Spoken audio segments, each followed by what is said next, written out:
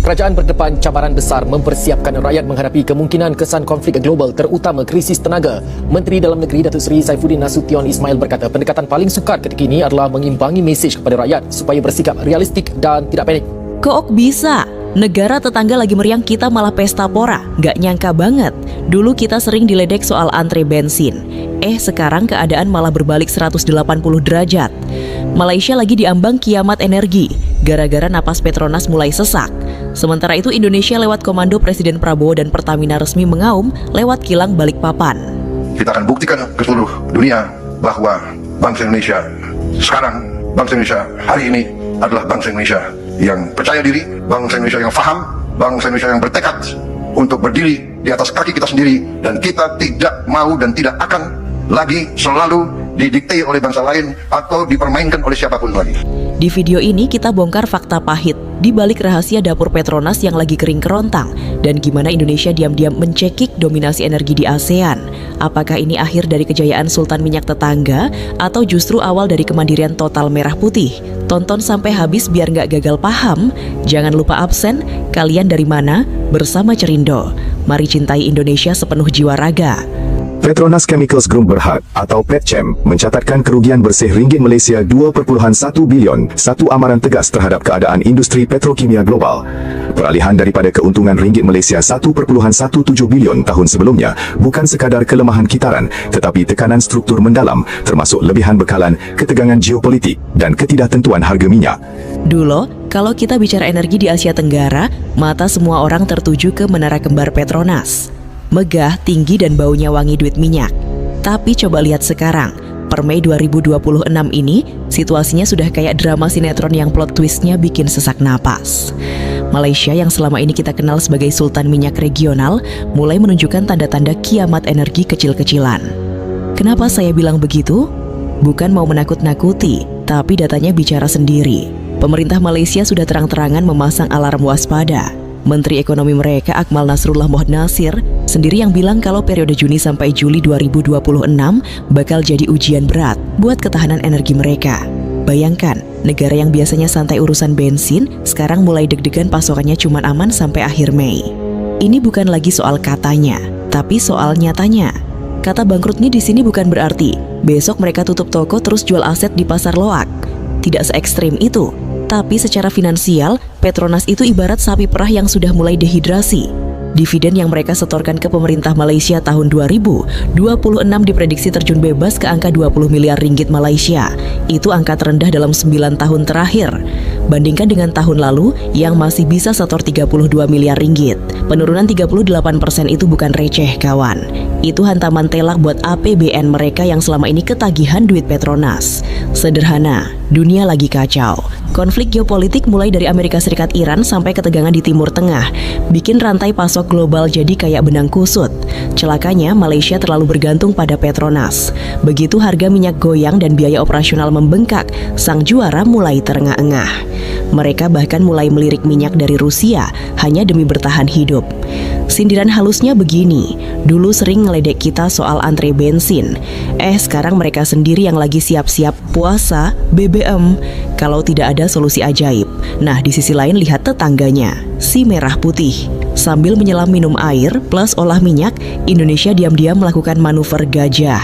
Presiden Prabowo Subianto baru saja meresmikan ERDMP Balikpapan pada Januari 2026. Kilang minyak terbesar kita yang kapasitasnya naik jadi 360.000 barel per hari. Efeknya, kita diproyeksikan stop impor solar total mulai tahun ini juga. Jadi, sementara tetangga lagi bingung stok BBM-nya cukup tidak buat bulan depan, Indonesia malah lagi pamer otot energi baru. Kita bukan lagi cuma penonton di pinggir lapangan. Kita sudah resmi pakai mahkota Raja BBM Asia Tenggara karena kapasitas pengolahan kita yang sekarang mulai mengintimidasi dominasi kilang-kilang di Singapura dan Malaysia. Mungkin sekarang warga Malaysia mulai kepikiran, apa kita pindah ke Jakarta aja ya? Di sana katanya solarnya tumpah-tumpah. Tapi ya jangan gitu juga, kita tetap harus bersikap humanis. Kita doakan saja tetangga cepat sembuh dari meriang energinya, sambil kita tetap fokus mengamankan stok di rumah sendiri. Ini baru permulaan, kawan. Di bagian selanjutnya kita bakal bongkar kenapa raksasa bernama Pertamina bisa melibas Sultan Petronas dalam waktu sesingkat ini. Apakah ini murni strategi jenius atau sekadar keberuntungan sejarah? Kalau tadi kita bicara soal drama dompet Petronas yang lagi kering kerontang, sekarang kita masuk ke ruang mesinnya. Kenapa Indonesia bisa tiba-tiba jadi raja BBM dan bikin Malaysia kelihatan kayak pemain figuran? Jawabannya bukan karena kita pakai jampi-jampi, tapi karena kita akhirnya sadar kalau punya minyak mentah tapi nggak punya kilang, itu ibarat punya sawah luas tapi kalau mau makan nasi harus beli ke warung tetangga. Bodoh, kan? Nah, sekarang kebodohan itu sudah tamat. Selama berpuluh-puluh tahun kita ini pasien tetap kilang-kilang di Singapura dan Malaysia. Kita kirim minyak mentah ke mereka olah lalu mereka jual lagi ke kita dengan harga plus-plus. Mereka kaya, kita gigit jari. Tapi per Januari 2026, peta kekuatan itu robek total. Proyek RDMP, Refinery Development Master Plan, Balikpapan bukan cuma sekadar renovasi dapur, tapi bangun pabrik raksasa yang bikin kapasitas produksinya melesat jadi 360.000 barel per hari. Ini sindiran kerasnya. Dulu kita dipandang sebelah mata, dibilang kilang kita sudah tua bangka dan karatan. Sekarang kilang Balikpapan itu jadi yang tercanggih di Asia Tenggara. Kita bukan cuma bisa bikin bensin biasa, tapi bensin standar Euro 5 yang bersihnya minta ampun. Sementara itu Malaysia, mereka masih sibuk mikirin gimana caranya bayar utang dan nutupin defisit Petronas. Ibarat balapan, Indonesia sudah pakai turbo, Malaysia masih sibuk ganti ban di pit stop. Target Presiden Prabowo jelas dan galak, swasembada energi. Ini bukan jargon kampanye yang manis di bibir doang. Begitu kilang Balikpapan full beroperasi, Indonesia secara resmi bilang sayonara ke impor solar. Bayangkan, devisa negara yang biasanya bocor triliunan rupiah buat beli solar dari luar negeri, sekarang duitnya tetap muter di kantong sendiri. Malaysia kaget? Pasti. Karena selama ini mereka lewat Petronas dan Singapura adalah pemasok utama kita. Begitu pelanggan tetap mereka mendadak buka toko sendiri yang lebih besar, ya otomatis omset mereka anjlok. Ini yang saya sebut sebagai kiamat energi versi finansial buat mereka. Mereka kehilangan pasar terbesar mereka di Asia Tenggara, yaitu kita. Kenapa Petronas nggak bangun kilang baru juga buat tandingan? Masalahnya bukan nggak mau, tapi nggak mampu secara cash flow. Seperti yang saya sentil tadi, dividen Petronas dipangkas habis-habisan. Pemerintah Malaysia lagi butuh uang buat bayar subsidi bensin mereka yang bengkak dan utang negara yang numpuk. Ibaratnya begini, Petronas itu atlet lari yang disuruh lari maraton, tapi kakinya diikat rantai beban pemerintahnya sendiri. Sedangkan Pertamina sekarang lagi dapat suntikan vitamin keberanian politik buat ekspansi habis-habisan. Kita mulai berani ambil alih blok-blok migas strategis dan gak lagi mau didikte pasar internasional. Dulu orang kita bangga banget kalau kerja di Petronas kerasa internasional gitu. Sekarang kayaknya orang Malaysia yang bakal ngelamar ke Balikpapan atau Cilacap. Maaf Cik, di sini lowongannya cuma buat yang mau kerja keras bangun bangsa, bukan buat yang cuma mau pamer menara tinggi tapi bensinnya beli dari luar. Hehehe, gokil nggak tuh? Tapi serius, ini adalah pergeseran tektonik dalam politik energi. Kita nggak cuma jadi raja karena punya barangnya, tapi karena kita punya alat masaknya. Di bagian selanjutnya, bagian 3, kita bakal bedah lebih dalam. Gimana nasib rakyat jelata di Malaysia kalau subsidi bensin mereka benar-benar dicabut gara-gara Petronas sesak napas? Dan gimana Indonesia memanfaatkan posisi ini untuk mendikte harga di kawasan? Kalau kita tadi udah bahas soal pabrik, sekarang kita bahas soal isi piring dan isi tangki. Di Malaysia, bensin itu bukan cuma bahan bakar, tapi sudah kayak urat nadi politik. Siapa yang berani otak-atik harga bensin, dia siap-siap pensiun dini dari kursi kekuasaan. Tapi masalahnya, per tahun 2026 ini, pemerintah Malaysia sudah nggak punya pilihan lain selain jadi jahat. Selama bertahun-tahun, warga Malaysia dimanjakan dengan bensin murah, RON 95, yang harganya jauh di bawah harga pasar berkat suntikan dana dari Petronas. Tapi ingat kan di bagian 1 saya bilang dividen Petronas terjun bebas? Nah, kalau setoran dari anak emas berkurang, otomatis dompet pemerintah Malaysia bolong. Hasilnya, pemerintah Malaysia terpaksa mulai menerapkan sistem subsidi bersasaran pada Juni 2026. Ini bahasa halusnya dari Medi Pemapueti, maaf ya rakyatku, bensin murah buat semua orang sudah tamat. Bayangkan kagetnya warga mereka yang biasanya isi bensin sambil senyum-senyum, sekarang harus mulai hitung-hitungan receh di kantong. Ini adalah kiamat energi tingkat rumah tangga. Lucunya, dulu kita sering dihina karena harga bensin kita fluktuatif dan sering naik. Sekarang keadaan berbalik. Dengan beroperasinya kilang-kilang baru dan penguasaan blok migas yang lebih mandiri, Indonesia punya bantalan yang lebih empuk. Kita nggak lagi terlalu didikte sama harga minyak mentah dunia karena kita olah sendiri di dapur sendiri, Balikpapan dan Cilacap. Sindiran pedasnya begini, dulu Malaysia bangga banget dengan Petronasnya yang bisa kasih bensin murah ke rakyat. Sekarang, Petronas malah sibuk cari utang buat operasional, sementara Pertamina mulai ekspor kepercayaan diri.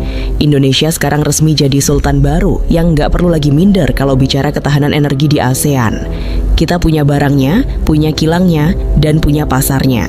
Malaysia punya kenangan indah masa lalu. Jangan pikir ini cuma soal bensin motor atau mobil. Kalau harga BBM naik di Malaysia gara-gara Petronas sesak napas, harga nasi lemak, ongkos transportasi, sampai harga barang di pasar bakal ikut terbang. Di sini letak sisi humanisnya. Kita kasihan juga sih lihat tetangga. Tapi ya mau gimana lagi, itu akibat dari terlalu lama tidur nyenyak di atas tumpukan duit minyak tanpa melakukan transformasi infrastruktur yang serius kayak yang kita lakukan lewat RDMPE. Malaysia sekarang lagi dalam fase panik nasional. Mereka mulai sadar kalau bergantung 100% pada satu perusahaan, Petronas, tanpa ada rencana cadangan yang kuat, itu berisiko tinggi.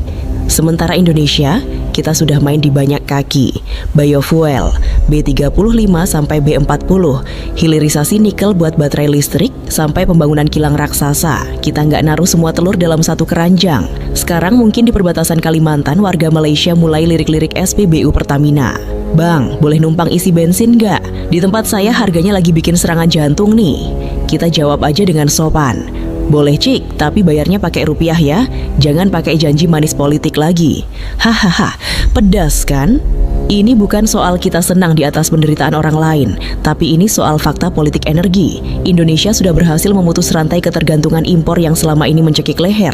Kita sekarang yang memegang kendali. Kalau Malaysia mau bensin stabil, mungkin suatu saat nanti mereka harus impor dari kilang Balikpapan kita, siapa tahu. Bicara soal BBM di Asia Tenggara itu tidak seru kalau kita tidak menyenggol si tetangga kecil tapi cabai rawit, Singapura. Selama berdekade-dekade, duo dinamis Singapura dan Malaysia ini adalah penguasa mutlak jalur perdagangan minyak regional. Singapura punya otak finansial dan kilang pemrosesan kelas kakap, sementara Petronas Malaysia jadi sultan penyuplai bahan bakunya. Kita, ia cuma jadi konsumen budiman yang hobinya setor devisa ke pundi-pundi mereka. Tapi per tahun 2026 ini, permainan kartu itu resmi kita balik. Mengapa saya sebut cuan gratisan? Karena selama ini minyak mentah dari perut bumi Indonesia banyak yang dilarikan ke Singapura untuk diolah. Setelah jadi bensin bersih, mereka jual lagi ke kita dengan harga yang bikin dompet rakyat megap-megap. Pintarkan mereka. Tapi begitu kilang RDMP Balikpapan pimpinan Pertamina resmi mengaum dengan kapasitas 360.000 barel per hari, keran rezeki nomplok Singapura dari Indonesia otomatis mampet. Sindiran tajamnya begini, dulu Singapura merasa paling hebat karena jadi pusat energi ASEAN tanpa perlu punya sumur minyak setetes pun. Sekarang, melihat kilang Indonesia berdiri megah dan canggih, para broker minyak di sana pasti lagi sibuk cari obat sakit kepala. Lahan basah, mereka mengering seketika karena Indonesia memutuskan mandiri dan mengolah minyaknya di rumah sendiri. Di sisi lain, Malaysia yang diwakili Petronas malah terjebak nostalgia kejayaan masa lalu. Di saat Indonesia banting tulang berinvestasi ratusan triliun untuk membangun kilang-kilang baru demi masa depan, CEO Petronas justru mengumumkan pengurangan pegawai demi kelangsungan hidup perusahaan. Mereka bahkan terang-terangan mengakui kalau margin keuntungan mereka makin menipis dan cadangan mereka mulai tergerus. Mari kita pakai logika humanis tapi kritis. Sungguh kasihan melihat saudara serumpun kita. Mereka punya menara kembar yang menjulang tinggi ke langit, tapi fondasi energinya mulai rapuh diterpa badai krisis global. Sementara Indonesia walau gedungnya tidak setinggi milik mereka, tapi dapur pengolahan BBM-nya sekarang yang paling besar dan paling ngebul di seantero Asia Tenggara. Kita tidak pamer casing, kita pamer mesin. Dengan mandirinya Indonesia memproduksi BBM skala raksasa, otomatis posisi tawar politik luar negeri kita di ASEAN melesat bak roket. Kita bukan lagi negara pengemis kuota impor yang bisa didekte seenak jidat oleh pasar internasional atau monopoli negara tetangga. Sekarang, kalau ada negara ASEAN yang kekurangan pasokan BBM akibat konflik global, kepada siapa mereka akan melirik? Ya, kepada si Raja Baru, Indonesia. Menteri BUMN dan jajaran Pertamina sekarang bisa tersenyum lebar. Rencana besar menjadikan Indonesia sebagai pusat distribusi energi regional bukan lagi mimpi di siang bolong, tapi kenyataan pahit yang harus ditelan oleh para rival kita di Asia Tenggara. Kita sekarang yang memegang remote kontrolnya. Mau suplai lancar? Ayo main cantik dan baik-baik dengan Indonesia. Humor menggelitik, mungkin sebentar lagi ada pengumuman di koran-koran Kuala Lumpur. Dicari rute jalan tikus dari Sabah Sarawak menuju Kalimantan. Keperluan mau numpang beli bensin eceran di Pertashop terdekat karena SPBU di sini antreannya sudah sampai ke bulan. Hahaha, gokil habis. Ini membuktikan satu hal, dalam geopolitik, siapa yang menguasai energi, dialah yang menguasai jalannya permainan. Dan di tahun 2026 ini, Indonesia sudah resmi duduk di kursi VIP sambil memakai mahkota Raja BBM Asia Tenggara. Tinggal bagaimana kita menjaga stabilitas ini tanpa jemawa. Nah, sekarang kita sudah di puncak. Indonesia sudah resmi jadi abang jago urusan bensin di Asia Tenggara. Tapi ingat, jadi raja itu gampang. Yang susah itu mempertahankan taktanya biar nggak direbut atau malah hancur sendiri karena kebanyakan gaya. Kita harus belajar dari nasib Petronas. Jangan sampai kita asyik pesta pora hari ini. Besok pagi bangun-bangun sudah kena surat sita dari kenyataan global. Sindiran paling maut buat kita sendiri adalah jangan sampai Pertamina cuma jadi sapi perah politik kayak Petronas di masa lalu. Malaysia sekarang megap-megap karena duit Petronas dipakai buat nambal segala macam urusan pemerintah sampai lupa investasi masa depan. Kita sudah lihat buktinya dividen Petronas dipangkas habis karena mereka butuh dana segar buat operasional yang makin bengkak. Indonesia harus cerdas. Kilang Balikpapan dan Cilacap itu aset emas, jangan sampai dirampok oleh kepentingan sesaat. Kita harus terus muterin duit hasil olahan BBM itu untuk riset energi baru. Ingat, takhta Raja BBM ini adalah batu loncatan, bukan tujuan akhir. Kita harus tetap humble, tapi punya taring yang tajam. Kenapa Malaysia kiamat